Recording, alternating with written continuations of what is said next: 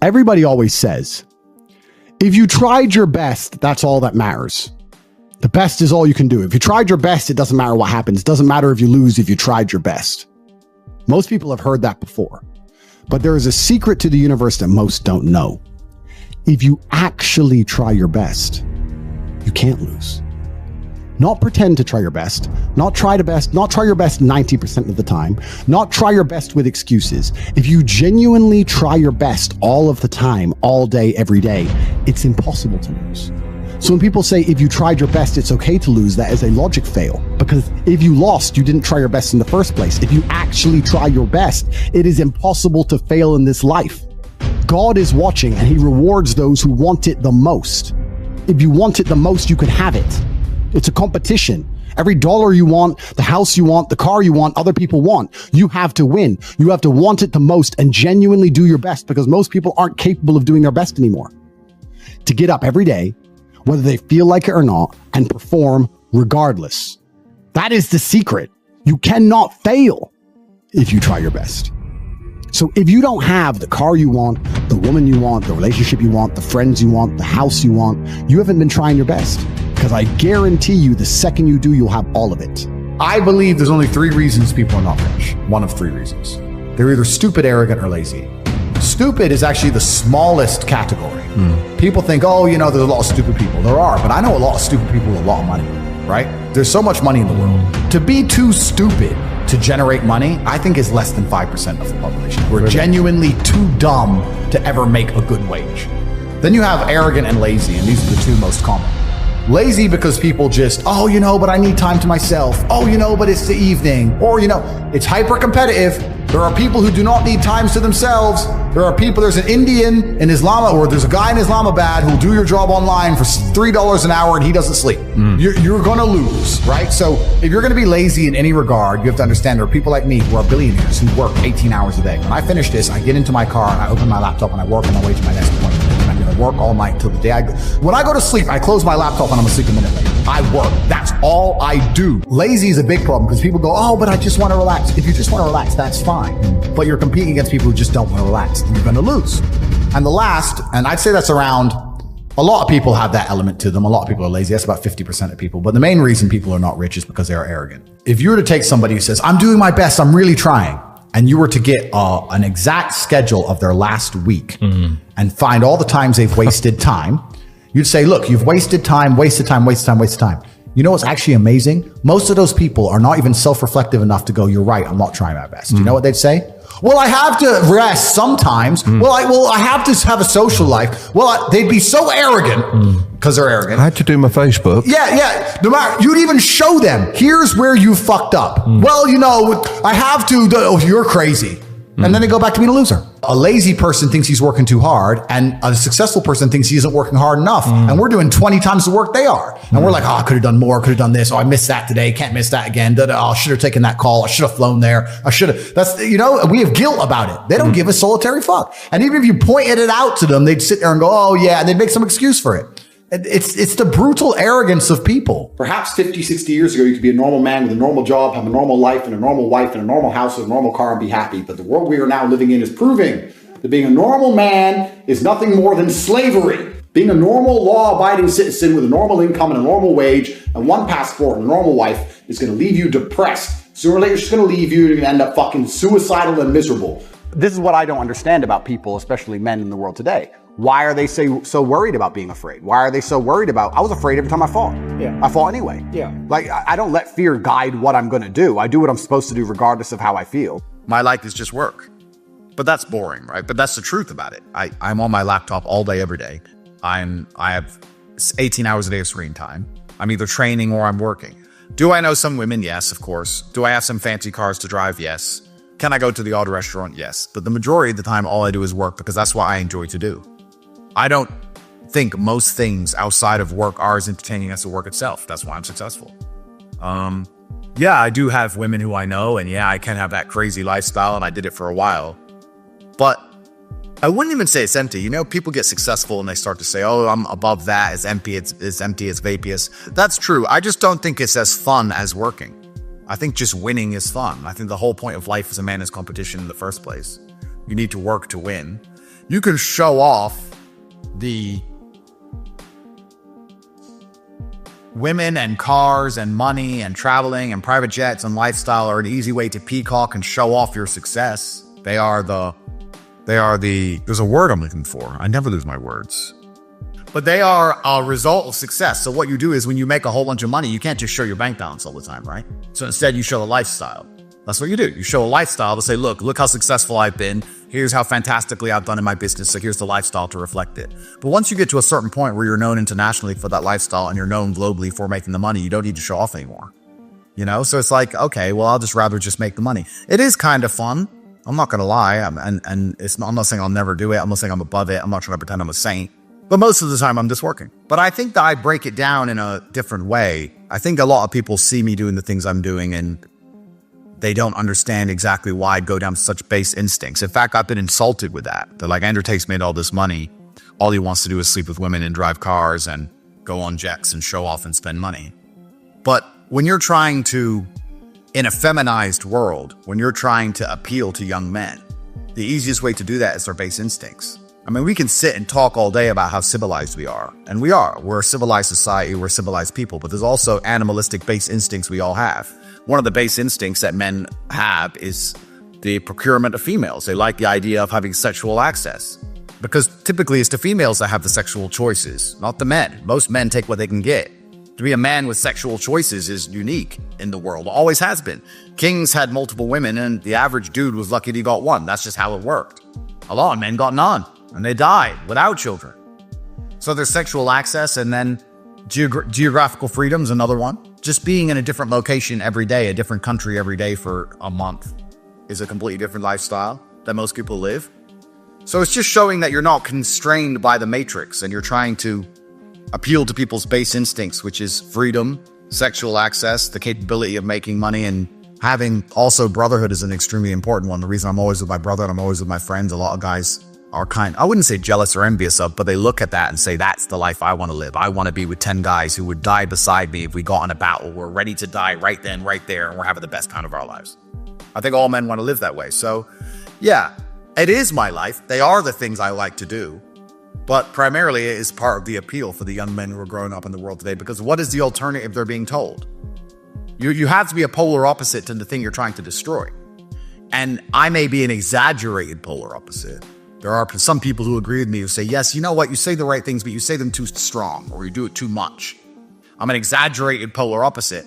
But perhaps if we lived in a world of sanity, my exaggerated version of masculinity and sexual access and money and all these things wouldn't be required.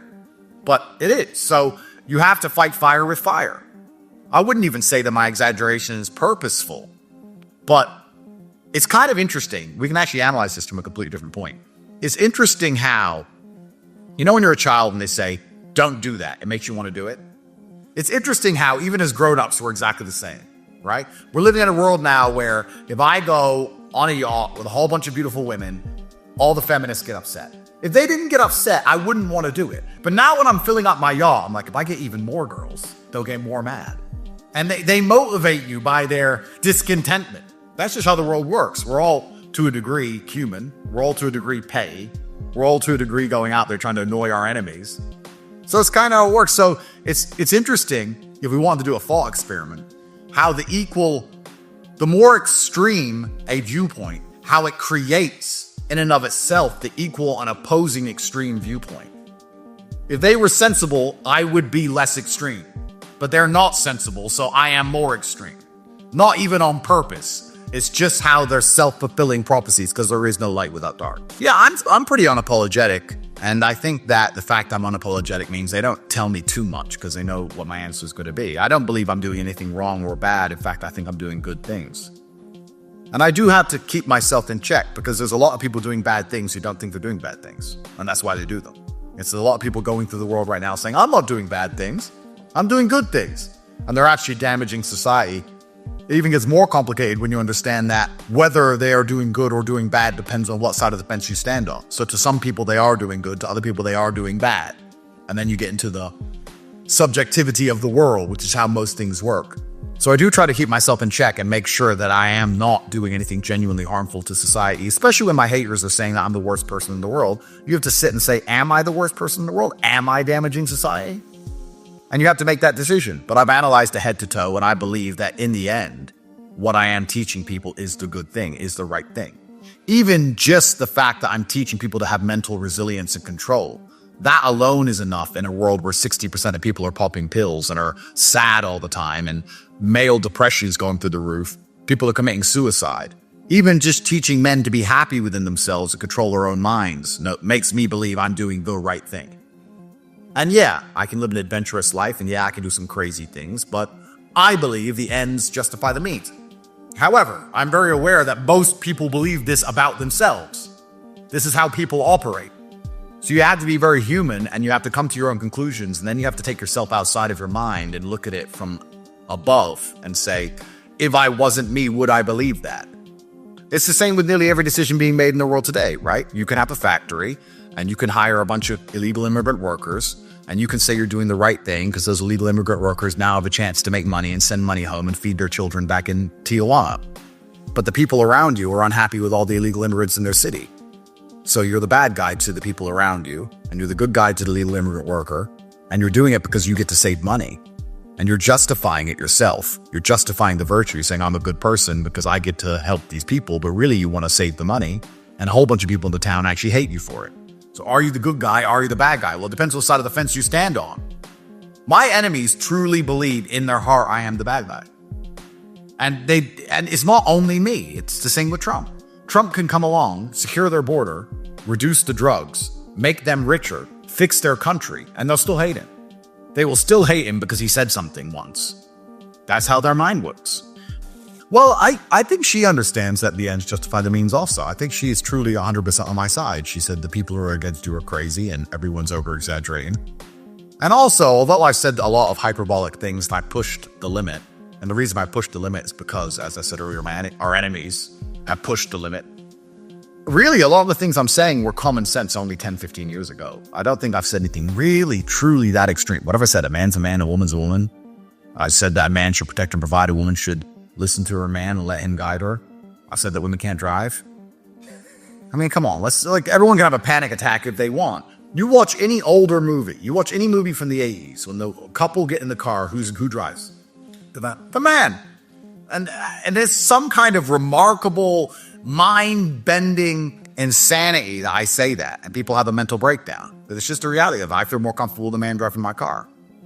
So my mom actually agrees with a lot of the things I say. Loads of people do. I've never really had any intelligent pushback or debate about the things I've said. What I have is complaints about how I've said them. That's what I get most often. It's not very often someone sits down and says, I'm unhappy with your view on this. They'll say, well, why do you talk that way? Why did you say it that way? Can't you be less abrasive? And my answer to them is no, I cannot. I want to talk this way. I'm a full-grown man. I'll be as abrasive as I want to.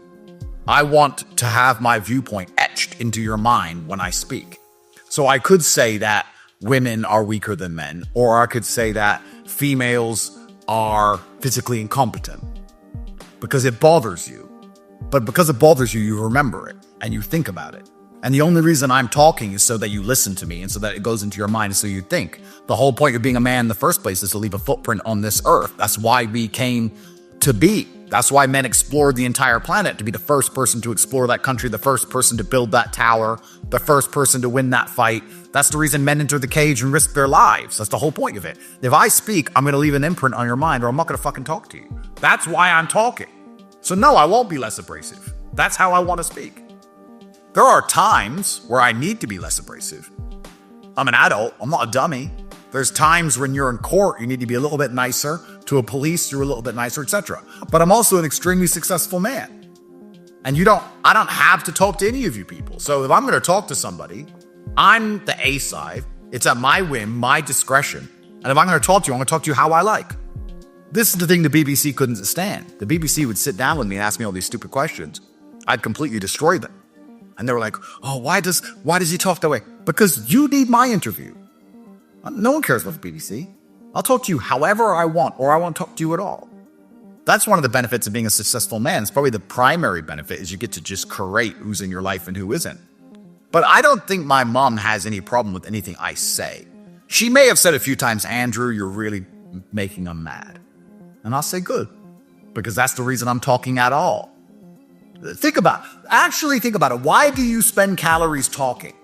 If you could set on a bar, on a meter, if you could choose how much impact your words had, you'd choose 100%, wouldn't you? Wouldn't you put it up to maximum difficulty? So every time you say anything that has the maximum impact? The maximum comfort. Oh, absolutely. You sit and say, okay, when I say I love you to a woman, I want to have maximum impact. When I say I hate you to someone, I want to have maximum impact. And when I sit and do a podcast, I want to have maximum impact. And when I threaten a man, I want him to have maximum impact. You would go through life with your vocal settings on maximum. So I have curated the way I speak on purpose to make sure that is maximally effective. I choose words and I use tonality, which is deliberately designed to make people, one, listen, and two, think. If that offends people who don't want to think or don't want to listen, then don't listen and don't think. I don't think it's a character. I think it's just sitting down and optimizing things. Like, why would I speak if I'm going to speak on podcasts, or I'm going to speak in my business, or I'm going to speak to women? If I'm going to do anything, you're going to optimize it, right? Yeah. Isn't that life? You go to the fight gym and you spar and you lose and you get better. You attempt to optimize it. You try and make some money. You attempt to optimize it. You attempt to grow the number of followers you have on your YouTube channel. When you go out dating women, you attempt to optimize it to get better at it. If I'm going to speak to people, I'm going to optimize it to be maximally effective. I want to be the person who can say less words than everybody else and have a larger impact. That's what I want to do. I've chosen that. I've decided to do that. I understand that to be able to do that, I also need to have a certain persona and a certain capability. It's hard to do that if I'm not financially successful. It's hard to do that if I'm physically weak. If I walk into a room and I want to bellow and I want to sit and talk in a particular manner, but I'm physically weak and broke, nobody gives a shit. But I have real world accolades. Also, a lot of my real world accolades are based on the fact that I've suffered and I'm prepared to go through difficult scenarios for the things I've said, which once again adds credence to my words. If I have to go to jail because I talk, people will listen when I talk. Once again, equal and opposite force. So the harder my enemies try to damage me, the more powerful they make my voice in the first place. So this is just a conscious decision. I think most men kind of consciously do it. Every man wants to be more effective. But it's prepared. I don't know how prepared you are on the difficulty meter. As you turn it up to 100, there's another meter. There's a trouble meter that goes with it, I'm assuming. There's a hate meter that goes with it. A lot of people are not prepared to say what they truly think the way they think it because they're afraid of the backlash. They're afraid of what comes online with the heat. The only few people you see on the internet talking the truth, a lot of them are anonymous. And I know I keep going back to this. It's an asinine, it's a pretty impotent point. It's something that everybody understands, and it's a bit immature and it's a bit childish, but it's an important point. Women can't drive cars very well. Every man knows it. Every man's seen it. No man will say it. What are they scared of? They are scared to sit and say, I've been in the car with women and they just can't drive. They're afraid. They're afraid of all the backlash. Or if they're going to say it, they'll say, well, you know, some women can drive, and they'll just pussyfoot around like a fucking girl. Think how amazing that is.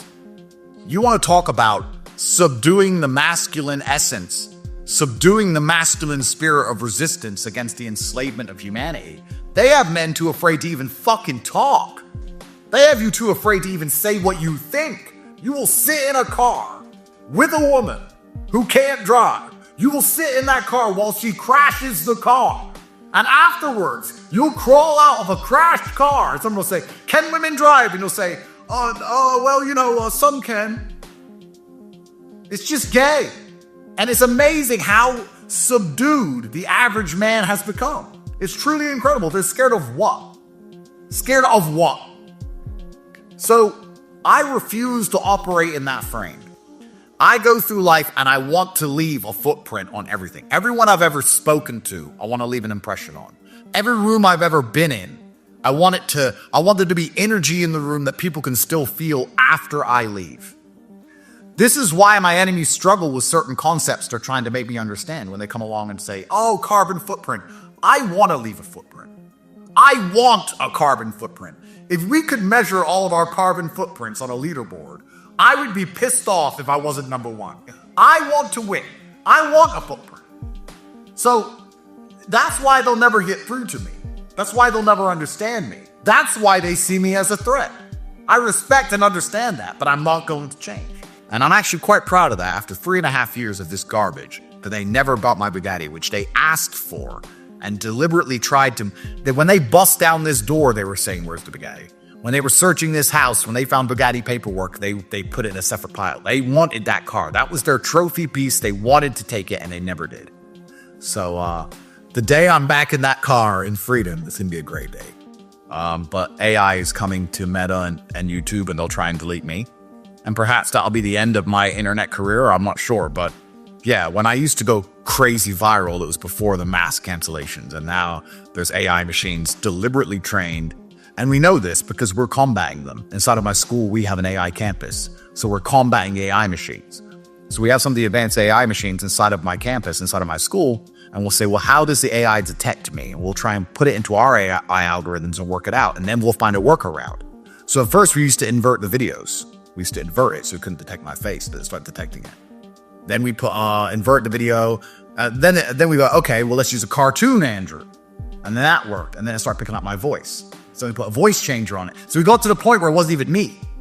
We had to put a voice changer, invert it, cartoon. It's crazy how they got better and better at picking things up. So yeah, they really have put a lot of energy and effort into trying to stop me having influence over the youth. And the primary reason is because I convince people to think for themselves and to say what they think. That's not really good for the society as a whole in regards to if you're in charge of a farm, you really don't want all the farm animals thinking for themselves. Why would you? It's better they all just do as they're told, right? So there's a huge concerted effort to ensure the majority of humanity, even the few who must escape mentally, they allow to escape, but that the majority of humanity follow in lockstep to their own slavery. There's a huge concerted effort. This is not something which is accidental. This is not something that the liberals just believe because they're silly liberals. There are people who have deliberately designed systems, information, governments, schooling, education, judicial systems, you name all of it. Every single thing comes down to the end of, does this enforce compliance of the populace? And the primary objective of that is that people never wake up and look around and realize they're getting fucked, which is, of course, what you want if you're going to fuck someone over. I mean, if you're going to rob someone's house and you could press a button, they didn't notice anything was missing. That's pretty fucking convenient. It's a lot more convenient than dealing with them calling the police, right? So there's huge concerted effort. So if you're any kind of person who inspires free thought on any level, even worse, free thought coupled with the bravery to say what you're thinking instantly in real time, well, then you're an enemy to the matrix or an enemy to the system. And I notice this all of the time. I notice this all the time. I'll be watching Netflix and some chick will be beating up some guy or 10 guys. So one girl will be doing kung fu, beating up 30 men. And I'll just say, this is bullshit. And they'll be like, what do you mean? I was like, this is unwatchable. Never. And people around me, they confused. Like, what do you mean? But she knows karate. Like, this is just not real life. It's a psyop. You don't realize it's a psyop. You think it's just a stupid TV show, but it's not. Because there is no such thing as just a silly TV show. It's not just a silly TV show where the women beat up the men, and the women are smarter than the men, and the men are dummies, and in the end, the guy needs the girl to save him, and none of this is oops. This is written on purpose. And your silly ass is going to sit there and absorb it into your mind until it's normalized. The fact that things need to be normalized at all shows it's not normal. That's the whole point. We need to normalize. No, we don't. It doesn't need normalizing, but it's done by the culture. So none of these things are accidental. Creating young men who will watch a woman beating up 30 full-grown men and say, this is bullshit, women can't fight, is a threat to them. So they have to get rid of me. They have to get me off the platform. I completely understand it. It's a war. It's a battle. I don't take it personally. It is what it is. Yeah, but you know, it's interesting because in real life, I've never had a negative interaction. I think I've had maybe one, and it was some silly person yelling a comment from afar. In real life, everybody's very nice to me. But yes, what you're highlighting is extremely interesting because if they can evoke an emotional response in somebody regarding someone that they've never met in person, think about the power the Matrix has. It can make you hate someone you've never met. based on a tiny little clip with no genuine concept or context of that clip. It's different if you've watched everything someone said, or you've seen that person's political policies and you're unhappy with them, or you've watched them long form, fine. But most people don't even bother to do that research. Most people will see a 4-second clip, they'll read a headline, and they will believe what they're supposed to believe. They will be emotional about that. That's exactly how they got people to get the vaccine in Iran. It's exactly how they convince people to sit there and allow their government to steal all their money. It's exactly how they convince you to believe that for some reason transsexuals need to be talking to your children. It's exactly the same reason they believe you should hate me. It's just all sitting there as emotional arguments. It's emotionalized. That's one of the things when they say I'm a misogynist. I'm not a misogynist. When I say that men should be in charge of certain things, it's because men are generally more logical. Females are emotional. That is their power. I'm not insulting them for that. I love when I see my woman with my children. I love how emotional a woman is. I love how soft and naive and beautiful. That's beautiful. That's attractive. No man wants a woman who thinks logically like a man. We want that innocence. Innocence is attractive. Naivety is beautiful to us.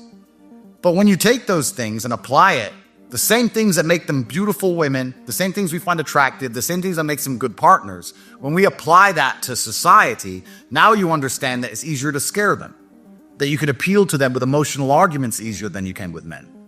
This is why they say I'm a misogynist, because I believe the patriarchy is more protective and more logical and harder to fool. It's harder to fool a group of men than it is harder to fool a group of men and women. Well, why? Because with the women, you can use an emotional argument. That's the story. That's right. I don't know if that's exactly what happened, but that's what everyone was saying. You're right, exactly. And if he were to be saying to her anytime, don't post my location, her emotional argument is, oh, no one cares. She just wants Instagram likes. That's all she cares about. She doesn't give a shit who goes to jail. She wants Instagram likes. There's a cost for everything. If you have a supercar collection, you have to maintain that supercar collection. If you have a female collection, you have to maintain that female collection. It's a nightmare. But you're never going to have anything you care about that doesn't also stress you out. Anything that can evoke an emotional response in you can evoke the emotional response in both directions. There is no light without dark. So why would I do it? Well, females allow me to procreate. Females allow me to have children. So there is an end result. It's not just hedonism. No, I haven't. No. But I'm also not putting rockets in space, so I've got a little bit more time in the day. But yeah, it's life admin, but there's nothing here. Life is admin. Life is rented. I know exactly what you're saying, but I'm saying my philosophy is that you never own anything that you're not renting anyway. Your physical health is not something you have, it's something you rent. If you don't look after it, you lose it. Just like a house, if you don't pay the rent, you lose the house. It's the same with your business. If you don't look after your business, you lose the business, you lose your money. The same with women. If you don't look after the women, you lose the women. So do you have to sit there and attribute value to each thing and work out, is this worth the extra seconds in the day to maintain it? Well, out of the females, at least you can get children, and procreating is one of those important things you can do. So I would argue that having a bunch of women who are prepared to have your children is an asset and an important one. I had 2 or 3 girlfriends back when I was broke, but I was with them all the time. So when I was poor, I could be with a girl, I'd be with the girl all the time, or I'd live with her. But then when you get rich, you live with your boys and you do what you want, and you're not with the girl all the time because you don't want to be. So then you have to interchange it with something else. So to answer your question, it depends how many girls you have. It depends how much time you spend with them. You don't have to give girls money if you give them time.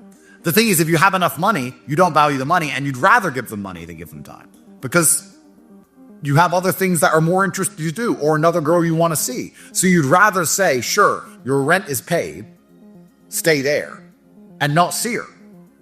Now, I know that's probably counterintuitive to a lot of men out there. My experience is that if you can afford to take care of a woman's life, you get a huge degree of leeway with what you're doing. And when I say take care of her life, I mean if her rent is paid, and she has enough money for food and the odd nice piece of clothing, and she has a car if she needs one. If you take care of her, so I don't know, in Romania that might cost $5,000 or $6,000 a month. In other countries it may cost $10,000, $15,000 a month. I don't know.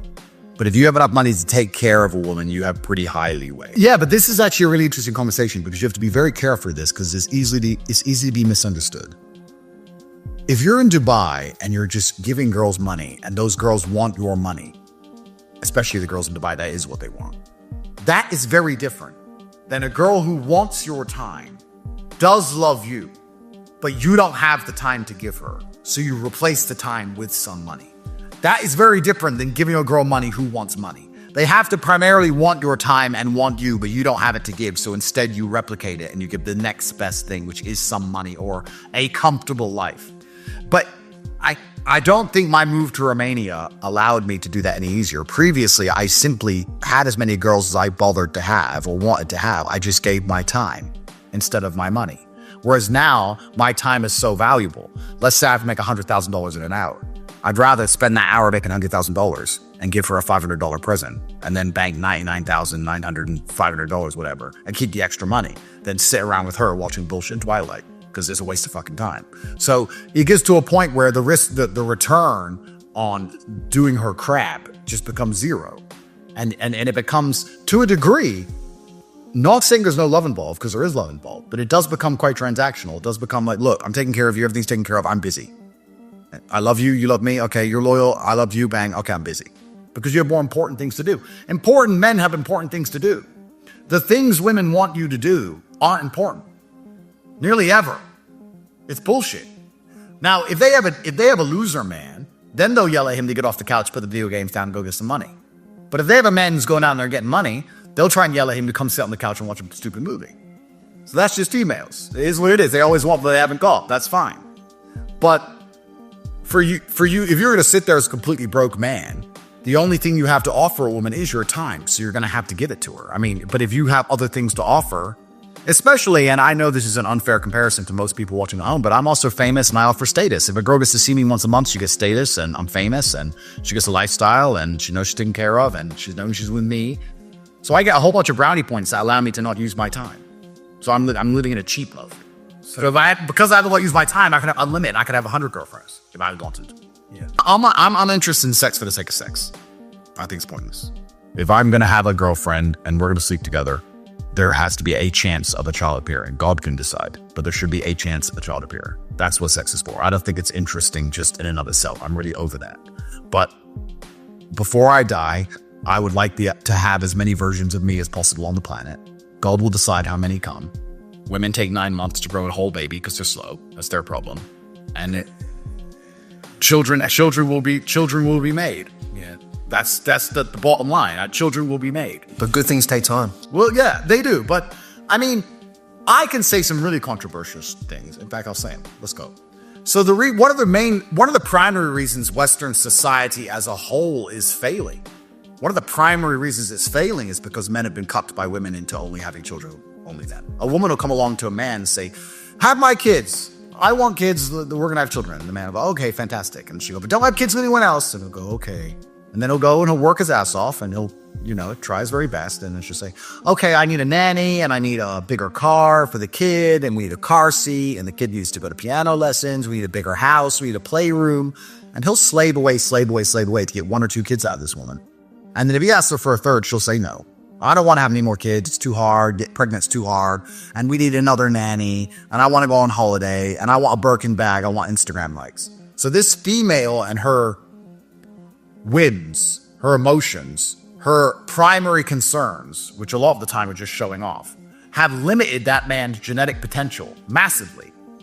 Now, those are the most successful men in Western society. The least successful men don't have that problem. There's brothers on the street with no money, 9 baby mothers, taxpayers raising all of them, doesn't care. So who's reproducing? Think about it. Who's reproducing in Western society? It's not our best. It's actually the opposite. You wonder why immigration rates are getting out of control. You wonder why London's not white anymore. Well, that's because they have kids, the immigrants. And their wives, their women aren't saying, I need a bigger house and a nanny. No, their women just have children because that's their culture, to have kids. That's what they're for. Western women don't think that way. Western women are uninterested in having kids until they 32. I want to follow my career. What's your career? Instagram? What's your career? You're out every fucking night. Name a career. You haven't got one. What you want to do is follow the money, follow the bag, and go Maldives and take pretty pictures. That's what you want to do. So they're wasting their most fertile years on dumb shit. We talk about the population collapse in the West. This is exactly why. Because men are not like me to sit and say, I want children. I'll have a kid with you. Cool. And if you take too long to grow it, listen, 9 months is how long it's supposed to take. Double up. That's your problem. Get it done. If it takes too long, I'll have kids with her. Oh, but I don't want you to. Tough. Because my genetic legacy is more important than your feelings. When I'm dead and gone, they will talk about how many children Andrew Tate had. They will not talk about the fact that some chick cried and told him what to do, and he was scared of her getting mad at me. I'm not afraid of you. So I'm going to have kids with whoever the fuck I want. Like men have always done. If you have a woman that says only have kids with me, the deal is, okay, have as many as I want. If you'll give me 20 children, if you'll be pregnant for the next 20 years, deal.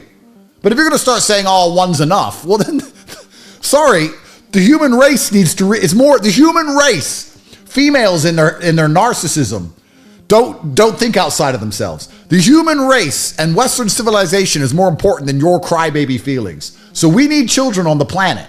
We're literally collapsing. Get over it. Well, I'd say congratulations on their success, and I'd say they should get pregnant at the same time. Think of all the things I can do simultaneously. I can be a convict and one of the most famous men on the planet simultaneously. Elon, as we just discussed, puts rockets in space and owns the largest electric vehicle company in the world. And now he's going to work directly for Doge, cleaning up the government all at the same time. A lot of it's just cope. A lot of it's just excuses. Females, I believe, have, I wouldn't say obligation because that's going to be used against me. But typically it was the men who build and it was the women who provide the children. For Earth, men build the cities, men build the roads, men build, women give us the children. Well, birth rates are collapsing and we've built more than we've ever built. So men are doing their job. Men are still building all these things, but we can't seem to get the kids we need. Now, the reason I'm saying all of this, because I know I'm going to be attacked for it, but it is what it is. This is only a Western world phenomenon. This is not the case in many places on the planet. This is what's so interesting when you talk about geopolitics. I have so many people come to me and they're Western nationalists or they're white supremacists. I talk to everybody on all ends of the spectrum. I talk to a hard liberal. I'll talk to a Nazi, far right white supremacist, even as a mixed race man. I talk to everybody. And the white supremacists are saying they don't want Africans coming into their country and they don't want their country to be less white. And I say, well, you don't have a choice, because if you let one African couple in, they're going to have more children than 50 of your couple. Like on a long enough time frame, it's just math.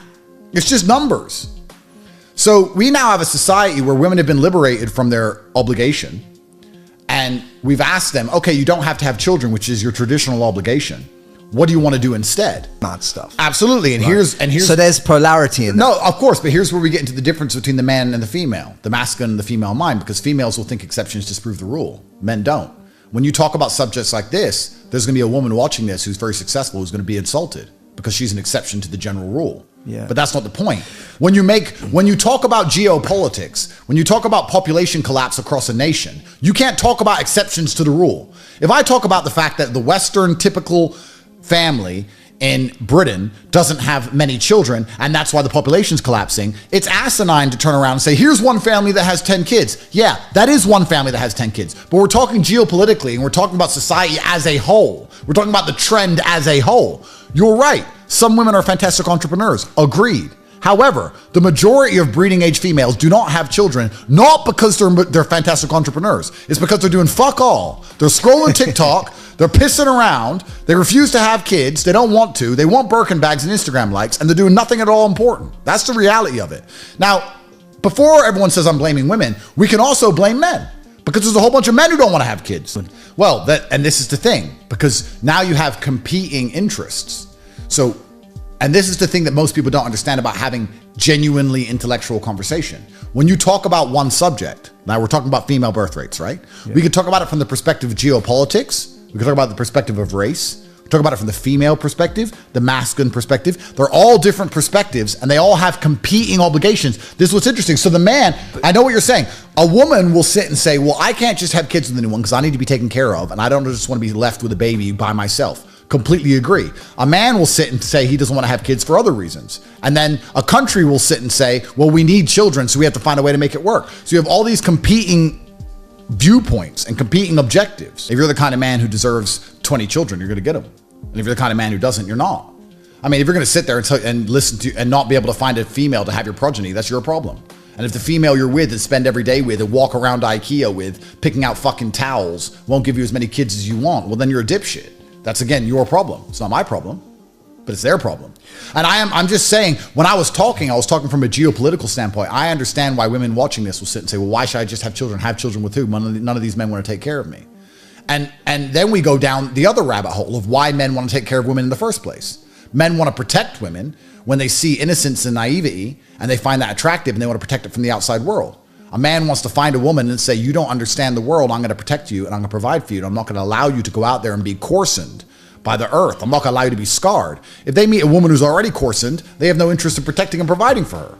This is what's so interesting about the feminism movement, because feminism, what has it given women? Truthfully, what has it given? Before feminism, a man met a woman, they got married. The man had an obligation to take care of that woman. Even if they argued, whatever. She got pregnant. She went to a house. He had an obligation to take care of her. He wasn't allowed to just fuck around and have all these girls.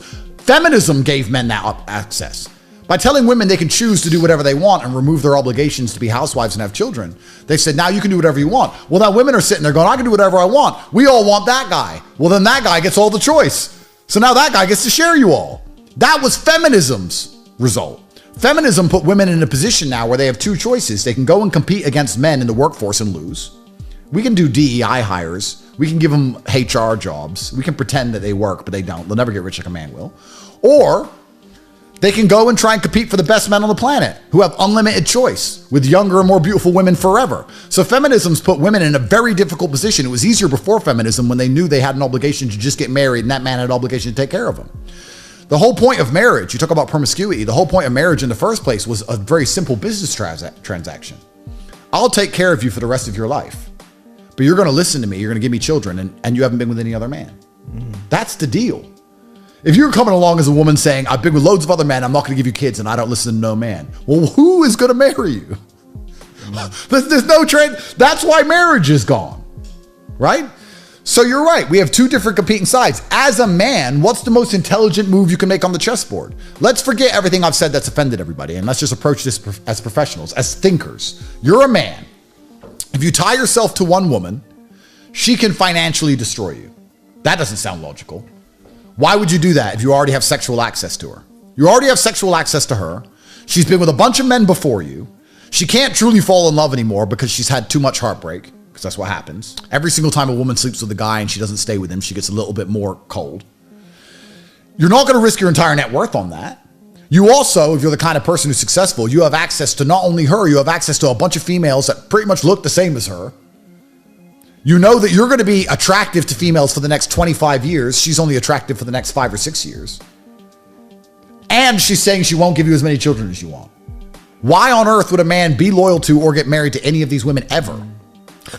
This is a logical conversation, because I ask women, what do you offer? Oh, but I'm me. Okay, that's the narcissism they have to operate within, with their head in the clouds, because they can't answer the question correctly. What do you offer a man enough to make him want to dedicate his life and fortune to you? Now, if you have some exclusives, I've never been on a private jet before. I've never been in a Lamborghini before. I've never been on holiday without my family. I haven't slept with anyone. Fine, now the man gets something that other men haven't got. But even you and I know, as the masculine imperative, we don't want what other men have had. We don't want a used car. We want a new car. Because this is what happens at a certain level of competence and power. You just get to a point where you're like, I'm tired of hearing your fucking excuses. That's bullshit. And you become, to a degree, yeah, cold and psychopathic. It's true. That's what happens. And I get it all the time. I get thousands of emails a day. Everyone I grew up with, people I know, I get it all the time. They'll message me, hey man, I'm just unlucky. You are not unlucky. You are a lazy fucking loser. You are not unlucky. You're breathing. You're lucky. The unlucky ones are gone. You're alive and you are a lazy loser. So a loser is anybody who does not have everything they want at the drop of a hat. That's who I call a loser, because I have absolutely everything I could ever possibly desire. And if I wanted something that I couldn't have, I guarantee you we could speak again in a few months and I fucking have it. I guarantee you. Because if I want something and I can't have it, I can't sleep. When I was broke, I couldn't sleep. I don't know how there's broke people out here sleeping just fine at night. Going, inflation's 20%, gas prices are 6 times, everything on the news is a lie, I never stand a chance of ever getting rich, where's my pillow? Like, what the fuck is wrong with you people? I go to bed at night as a teenager and think, I looked it up on the internet. It was a Honda Civic Type R. I wanted one. It was like 38,000 pounds. I had no money. I had less than 50 pounds in my bank account. Couldn't afford it. Then I looked up how much a Ferrari cost. 210,000 pounds. And I said to Tristan, my brother, I was like, there are people with 210,000 pounds for a car. And he's like, yes, so? I'm like, no, not so. How? If I worked my job for 6 years and saved every penny. If I walked to work and didn't eat, I couldn't buy this car. How are people doing this? I couldn't sleep at night when I was broke. I knew that everything was a lie. I knew the Matrix was lying to me. I knew I had to find a way out. I was sitting there going, I refuse to live my human years and be some second-class citizen peasant when there's people out here who get to do whatever the fuck they want. I couldn't tolerate it, and I was so uncomfortable that it gave me the motivation I needed to escape. But the people who go, oh yeah, nice Ferrari, yeah. Back to the TV. Dummies, losers.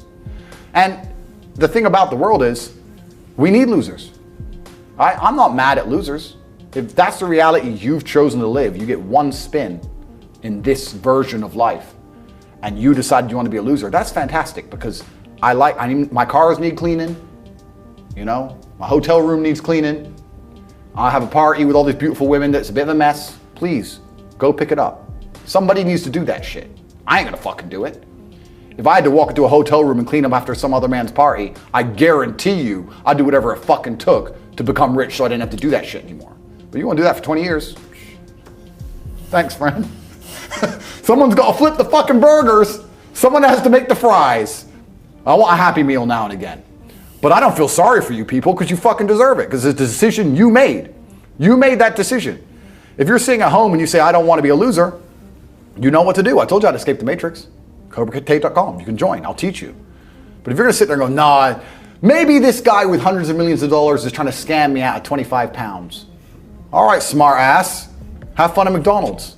Get fucked. I have no sympathy for you.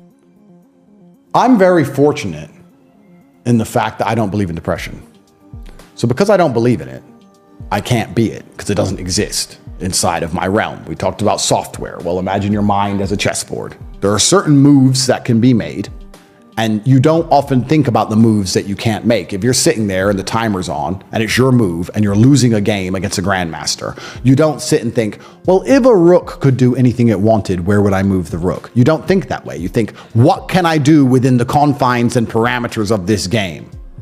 And my mind software does not have depression built into it. So within the confines and parameters of my mind, I will feel the way which I think is most appropriate to the scenario. And I'm very fortunate that depression is not inside of my database. Okay, so I can't feel, I mean, do I ever feel low?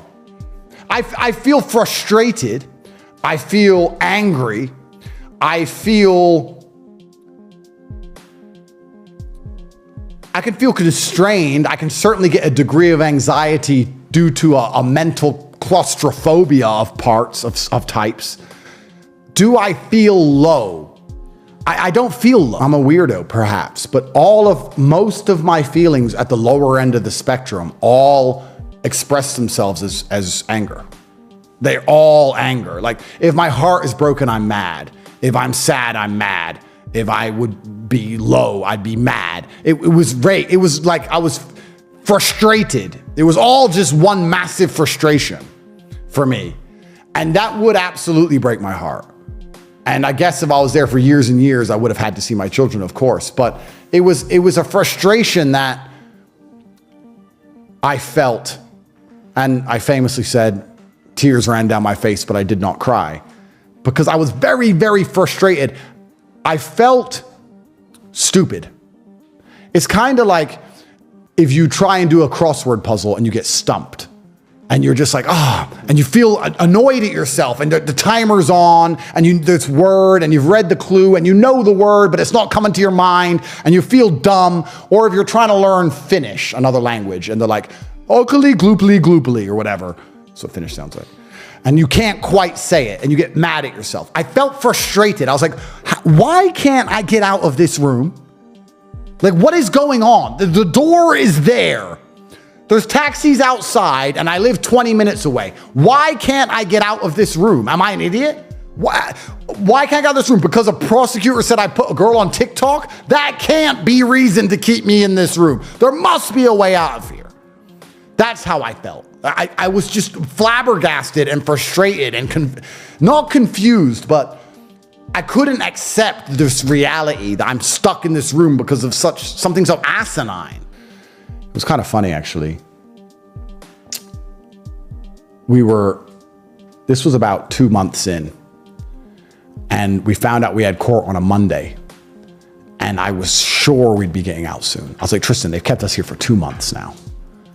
Everyone doesn't believe it anymore. The internet's finally realized this was a scam. At the beginning, people are like, maybe. And they're 2 months in, they're like, this is bull. There's no growth. The news is even on our side. The Romanian news was on our side. Everything was on our side. I was like, bro, we're getting out on this court date. Tristan goes, nah, Matrix attack. We're not getting out. It's like, Tristan, I think we're going to get out. I have to be positive we're going to get out. And court's Monday. It's now Friday afternoon. We just have to get through the weekend. Monday, we're home. He's like, all right. So we're going to Aikido the weekend away. So that was the longest weekend of my life. I'm training, I'm cleaning, I'm bleaching the cracks, I'm doing all the normal things, but time is just not ticking because I had some hope for this day we were going to get out. Sunday night comes. It's about 9 p.m. Tristan goes to sleep because Tristan doesn't give a shit. He didn't care. And I'm laying there wide awake and I'm staring at the wall going, tomorrow morning's court. And I'd prepared a speech of what I was going to say to the judge. And I was practicing it in Romanian so I could say it in Romanian, because if I have to say it in English, I have to go through a translator, and the translator ruins all the emotion. They don't even understand what I'm saying. I'm sitting there, 9 o'clock, 10 o'clock, 11 o'clock, 1 a.m., 2 a.m., 3 a.m., 4 a.m. I'm still wide awake, sitting there, 5 a.m., 6 a.m., couldn't sleep. Eventually, 10 a.m. rolls around. They come, they drag us out. Finally on our way to court, take us, put us in the police van. I get back to the police van with Tristan. I'm like, have you got your speech prepared? He goes, yeah, I know what I'll say. I was like, okay, go there, get to the court, stand there, waiting like 2 hours in this alleyway, this hallway outside the court where the prisoners wait. And it's cold. It's January. It's freezing cold. They had no radiators. So we're sitting there shivering, just waiting. Eventually, they take us into the court. And the person's case from before us was still going on as they sat us down. And it was a guy who got busted with a bunch of... And when they busted his... They also went in his house and found his laptops. And on his laptops, he had... So my man's in trouble. So I don't understand exactly what's being said because I don't speak Romanian, but I see on the projector kilos of... And I hear them talking about cocaine, traffic narcotica. Romanian's Italian. It's kind of... Romanian's Latin. It's kind of like Italian, the language. So I understand basically what they're saying, and they're talking about... Kopi, et cetera, But Tristan speaks Romanian, so I lean over to Tristan in the dock and I said, Tristan. He goes, what? I said, what did this guy do? And Tristan goes, Matrix attack. And for some reason, you know when you laugh in school and you're not supposed to laugh? For some reason, I just didn't expect him to tell me, because this guy who is guilty as sin with pictures all over it, Tristan just goes, Matrix. And bro, I was trying to hold in laughter like I've never held it in before. And the judge looks at me, stares at me deep in my eyes, and I'm like a dumbass. And I think she saw a fraction of a smile. And I'll tell you why. When they kicked that guy out, we had our shortest court date ever. We didn't even get a chance to talk. Nothing. She was just like 5 minutes in, no, jail, bye. We went back. I was like, Tristan, I've been awake for a whole weekend. I couldn't sleep. I wrote a speech. I was dreaming of this day where we were going to get out. And you made me laugh with your joke and ruined everything. And he just goes, I'm a tough guy. It doesn't matter. I'm going to sleep. Didn't give a shit.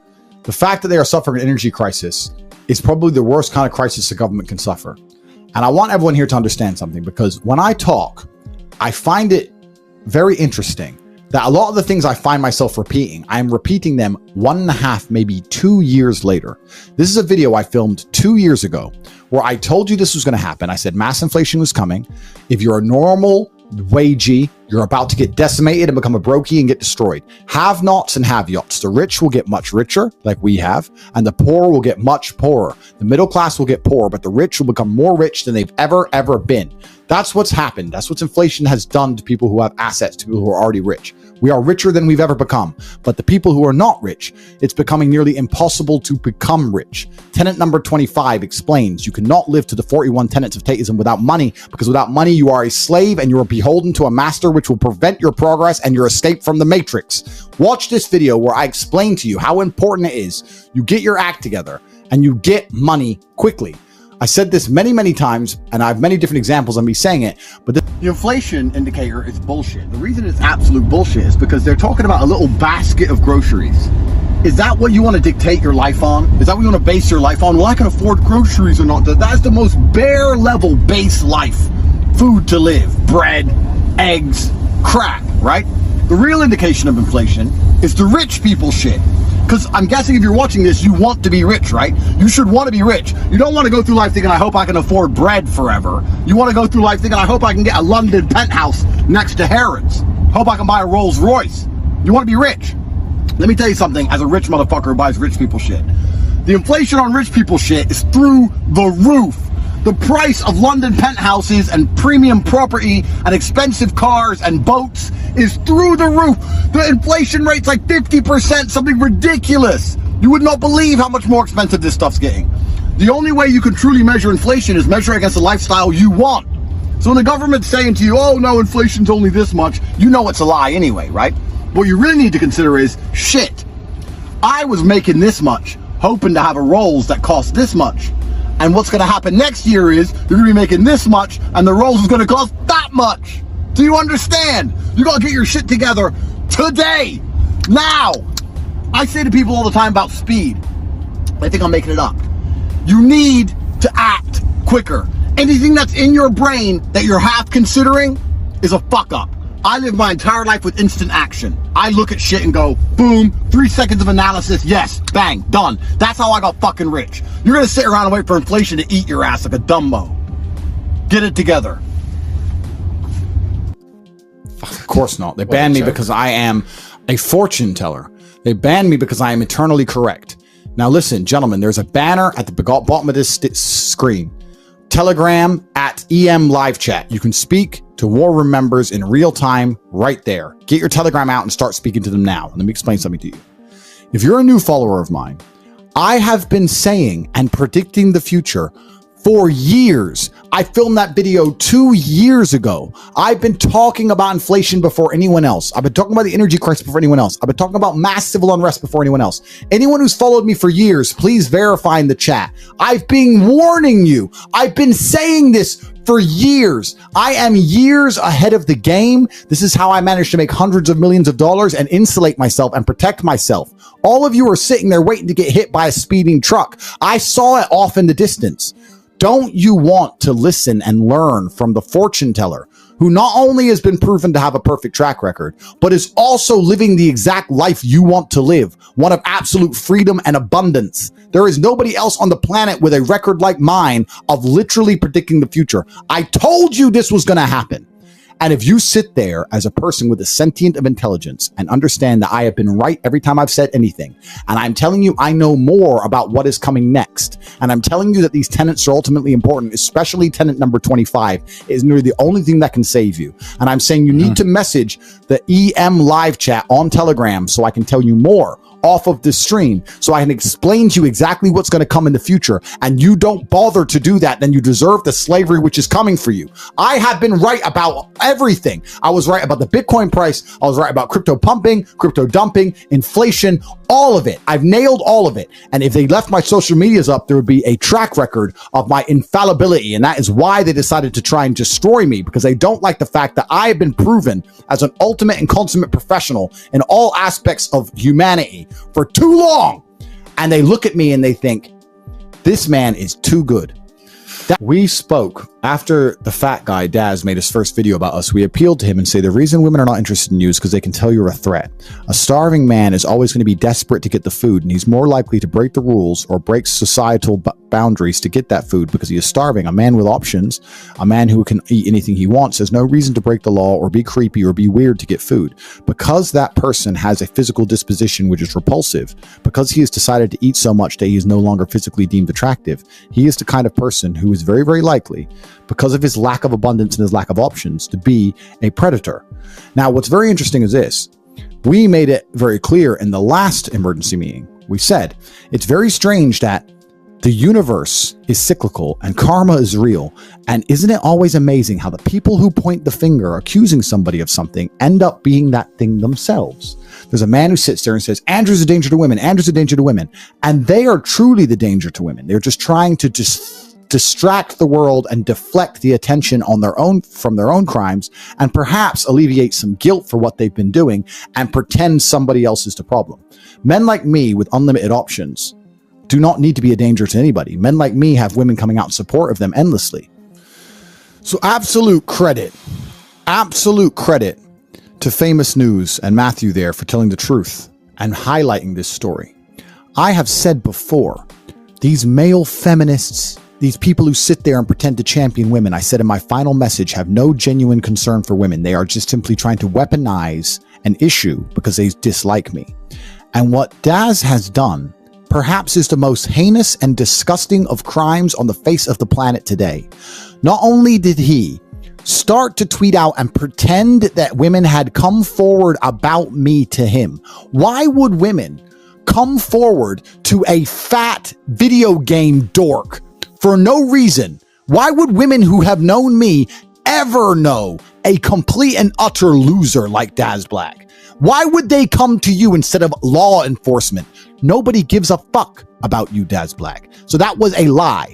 You lied on Twitter with tweets and clickbait to pretend that women had come forward, and then made a video slandering me when no women had come forward, said you can no longer show the evidence when no women had come forward because they didn't fucking exist, and sat there and tried to pretend that I was a danger to women, all the while speaking to 13-year-old girls yourself. You must be absolutely arrogant and narcissistic to the point of disgust if you believe that God himself is going to allow you to accuse an innocent man with false narratives of a crime you are yourself committing, and there will not be serious repercussion. And when I say serious repercussion, please take my word as a man.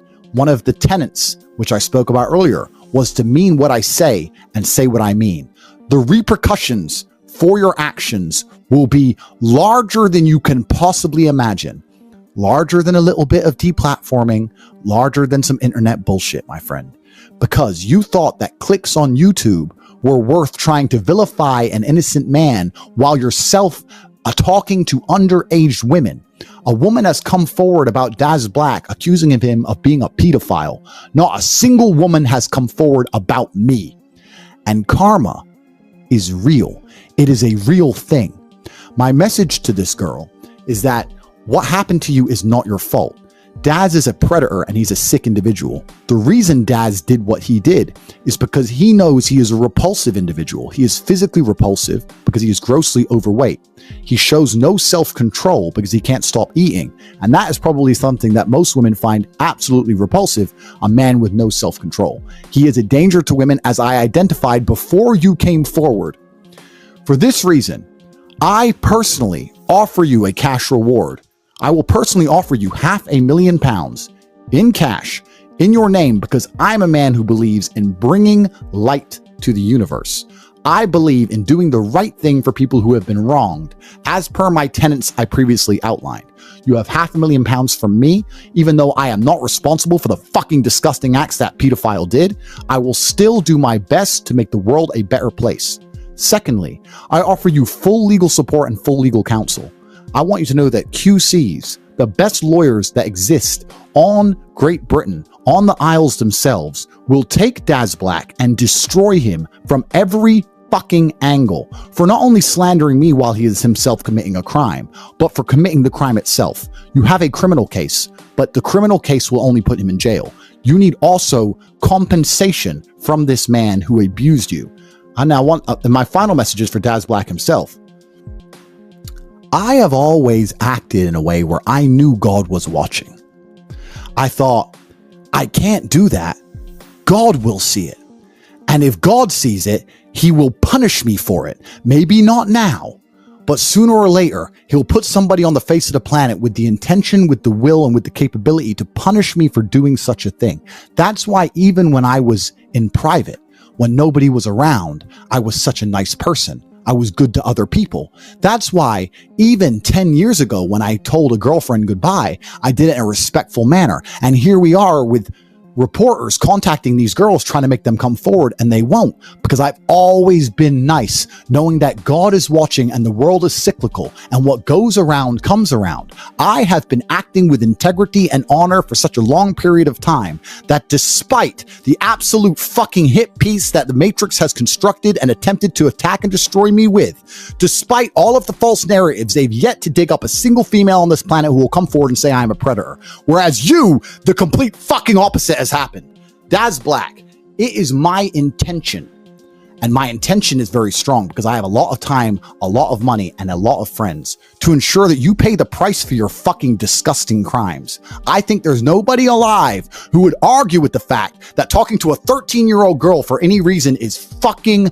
vile. Not only is it illegal, it is morally reprehensible. It is more disgusting than your appearance itself, and I swear, with God as my witness, you will pay. Now, that's good. Before we start on that, before we get onto that, I want to talk more about this football because that's too good. Okay. But this football thing, we can't just gloss over it because anyone at home who believes that those who are in charge of FIFA and in charge of the world and in charge of the Matrix, because football in and of itself is arguably, probably not even arguably, probably factually the number one most popular sport on the planet. Yes. It is a tool for the Matrix to entertain and keep you in the slave mind. They want you to be obsessed over the actions of other men, so do not take agency and you do not focus on trying to do things yourselves. So I don't even watch football. Watching football in and of itself is asinine. I don't want to sit there and watch some dude run around with a ball and then my wife be wearing a jersey with some other man's name on it. No, sir. If I cared so much about football, I'd play football. That's what I would do. But considering it's such a massive entertainment tool, by extension making it a tool of the Matrix, them trying to attach it so desperately to an agenda which they're trying to enforce and force down the necks of every single person on the planet is not an accident. This has nothing to do with love. This has nothing to do with love. Nobody cares if a man and a man enjoy each other's company in private. Nobody cares. In fact, I would argue in most Middle Eastern countries, if a man and a man keep themselves to themselves and enjoy each other's company in private, nothing bad will happen to them. True. You're just not allowed to run around in public and talk about it because they don't find it cohesive and conducive to their religious beliefs, which is fair. That is their prerogative. But the fact that they're trying to force this down to everybody's necks has nothing to do with love. This is just another psyop. It's the same reason that certain agendas are in every single movie. They're in schools. They're all over YouTube. It's part of the psyop. And now what they're doing is they're taking anything that is deemed even remotely masculine, like action superhero movies. They've taken them and they've managed to warp that and mess that up. Now they've taken football. Anything that is remotely masculine on any level, they're going to try and corrupt. And by doing that, it's made it difficult to be a casual football fan. You're a casual football fan. I'm a football fan, and I like the World Cup. All of a sudden, you're torn into this whole fucking argument about gender ideology and sexual orientation. You're just trying to watch a football game. And by extension, by watching the football game, by supporting these organizations like FIFA and supporting the Matrix with let me change it. Listen to this. The Matrix has taken football and is now using it as a vehicle to damage the morality of humanity. If you still watch football and support that mechanism, even if you don't support how that mechanism is being used, you are supporting the Matrix in their attacks against morality. It's unfortunate. You can no longer just be a casual football fan and say, well, I just watch football. I don't care about any of that stuff they're talking about. No, sir. Because by watching football, you are making sure the football leagues are funded. By watching football, you're making sure there's interest in the football league, which gives the football league power, and that power is now being used irresponsibly, and it's now being used under the name of degeneracy. So now you have to make a decision as a casual football fan. Do I want to be a casual football fan and help aid the Matrix in its agenda in damaging the morality of the human race? Or do I want to stop caring about football? So I implore any of you who still seem to give a shit. For some reason, you are obsessed with the idea of a man putting a ball in a net. I implore you to absolutely not stop caring, because the sooner everyone stops watching this shit, the sooner it can be used as a tool of the Matrix to try and force degeneracy down our fucking throats. No, I'm not done. It was men putting a fucking ball in a net. What does this have to do with anything else? They're taking anything they can, which is remotely popular, and they are polluting it. Because it is largely watched, largely influencing the masses, they're taking it and they're trying to pollute the minds of the youth and the minds of the earth with it. You can no longer watch football with a clear conscience. I never gave a fuck in the first place. It's easy for me. I never gave a fuck about what other men are up to, putting fucking another man in their balls. I never gave a fuck. But if you care, you better stop. anyone I now see who considers himself a casual football fan, I know is genuinely aiding the destruction of humanity.